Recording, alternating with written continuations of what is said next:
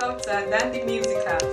Today we are going to be talking on the topic titled Care and Maintenance of the Violin. There are several ways to care for the violin, some of which are: number one, do not allow a novice to touch a violin.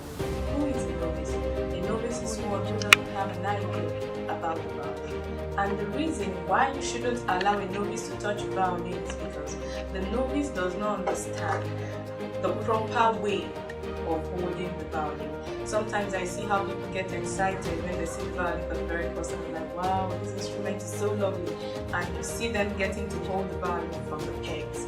And you know it's not supposed, or it's not right to hold the violin from the pegs. You hold it from the neck. That's why you shouldn't allow a novice to touch the violin. Before the person touches the violin, you can help the person and show the person where he or she is supposed to hold. Number two way to care for the violin is that the violin should always be inside the case when not in use. If you're not playing the violin, endeavor to make sure that it's inside the case.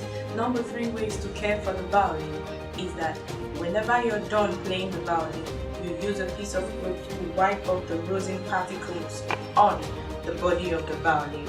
Sometimes when you finish applying rosin on your bow, after playing, you find out that you have some whitish particles on the violin. You don't just leave those particles, endeavor to wipe them off.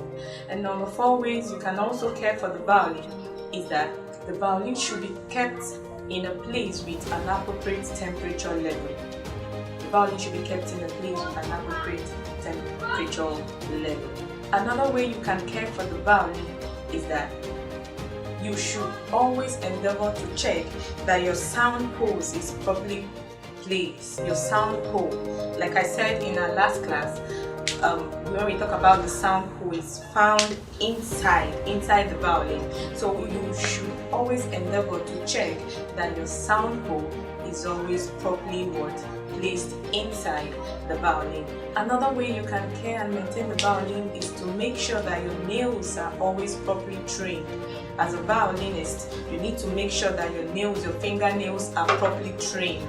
Another way you can care for the violin and the bow is that when you're done playing, you don't leave your bow tensed. You loosen it a bit from the screw. You don't just leave it tensed. When you're done playing, you have to turn it the other way around. You don't just leave it tensed. When you want to play, you tighten the bow again.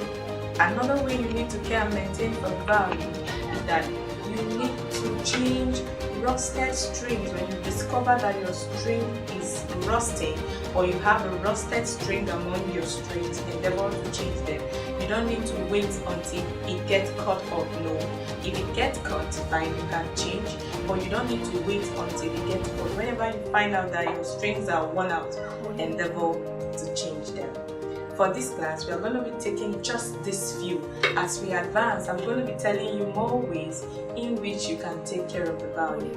Don't forget that as a violinist, your responsibility is not just limited to practicing, doing rehearsals and performing on stage, but also taking good care of the violin. Thank you.